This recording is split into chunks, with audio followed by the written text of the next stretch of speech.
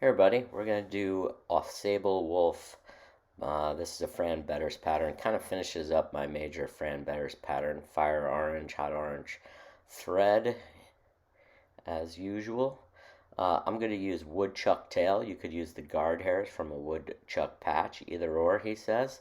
And if you're looking for a tail, you can get them from magpies. Great. Wing is calf tail.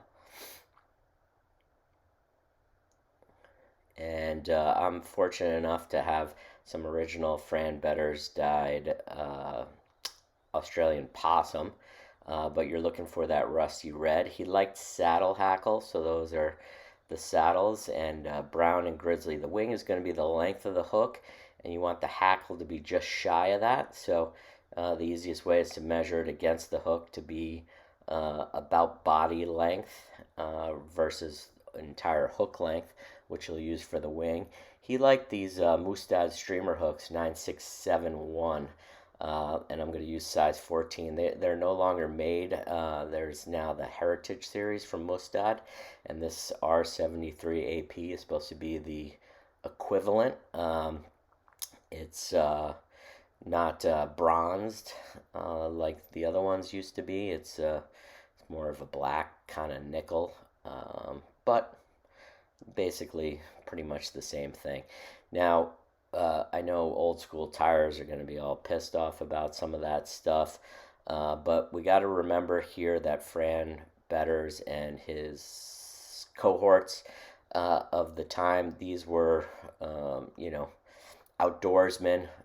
They were not refined British guys who were, members of fancy clubs and whatnot. These were hunters in the winter, anglers in the summer and spring, and these were guide flies, if you will. I'm doing air quotes there. These were roughly tied flies. He didn't use a hair stacker. He didn't use a hackle gauge, and they were meant to, work in rough water, to tie very easily, and to be bushy. And so the Wulff series of flies kind of fits perfectly into Fran's kind of world. Lee Wulff, in the 1930s, for example, was looking at, dry flies at the time. I'm just measuring it there. That tail is too long, so I'm going to back off and do it again. Not a big deal here. And this is a big clump. Fran says, don't be shy with this material. And what I'm about to tell you about Lee Wulff is also these are not elegant flies. So it was a lot of experimentation going on in the time in terms of flies. Hewitt was a very popular angler, and it was inventing the spider, the Bi-Visible. The Bi-Visible was super popular, a really bushy palmered fly. And prior to that, the mayfly patterns had been very sort of elegant, duck flank or duck slip wings, only hackle sometimes. They were really hard to float, and Lee wanted to make something that was buggier, that would float really easily.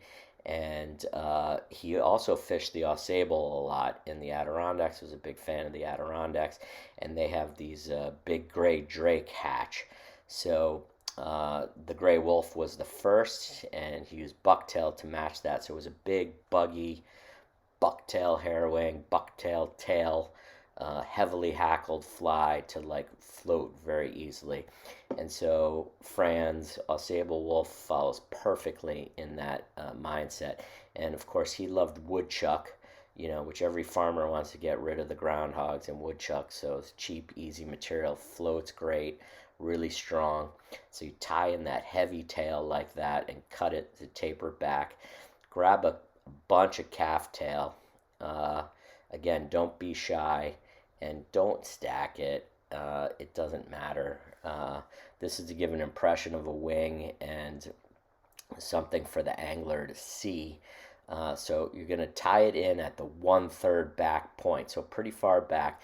The streamer hook allows you to get the wing more centrally located and a bit better balance to the fly and still have a body.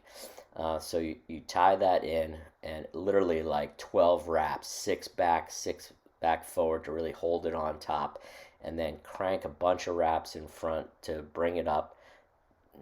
Eyeball divide it, don't worry about it too much, and do some figure 8 wraps through, which I just did, to divide the wing, and then come on back. You can clean up here.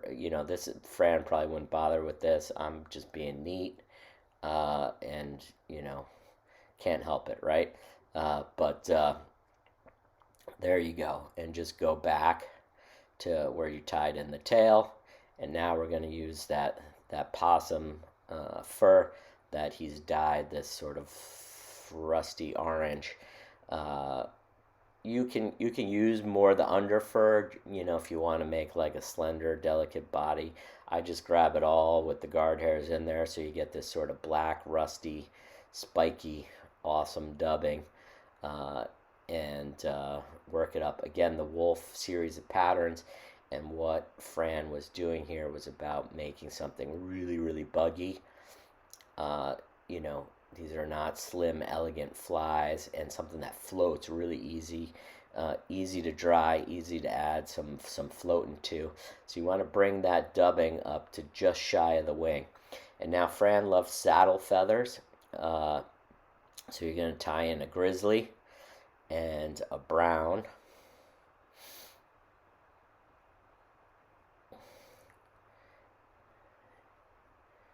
And move that thread to the front.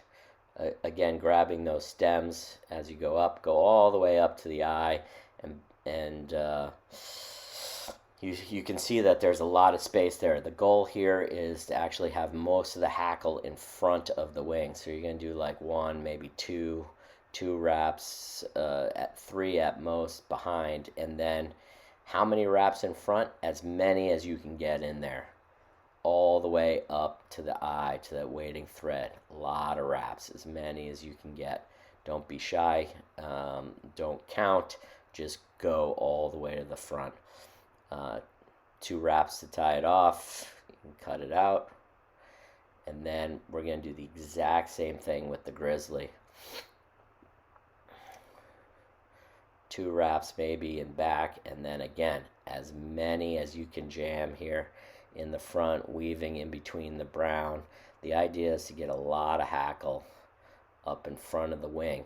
So by having the wing a little bit further back and having a lot of hackle up front and that big bushy tail, you get something that rides, that floats very nicely and is balanced on the water. And by using that longer streamer hook, he's able to have enough. By moving the wing back, he's able to have enough space on the shank to have a body, right, to get that buggy body shape. And I like to, make a nice fire red head, and so I push it back a little bit to do my tying up by the head, nice and clear. And this is the fly, right? Not necessarily your most gorgeous fly. Not going to win any awards, but it's going to float great and works great in rough water. And trust me, will catch fish. It's one of Fran's best sellers, one of his best. I personally prefer the Ausable Bomber, which is in essence very similar to this fly, but it has the grizzly and brown palmer throughout. Doesn't worry about dividing the wing, just throws a single wing up there. But feel free to tie that. There was a bigger one next to that. That was a 14. I did a 12. That's the one. So here you can see the hackle. It's not perfect. The grizzly and brown are not exactly the same length, but it's great. You can see how big. Here's with less guard hairs, more of just the under fur there. And that's the fly. Thanks. Have a great day.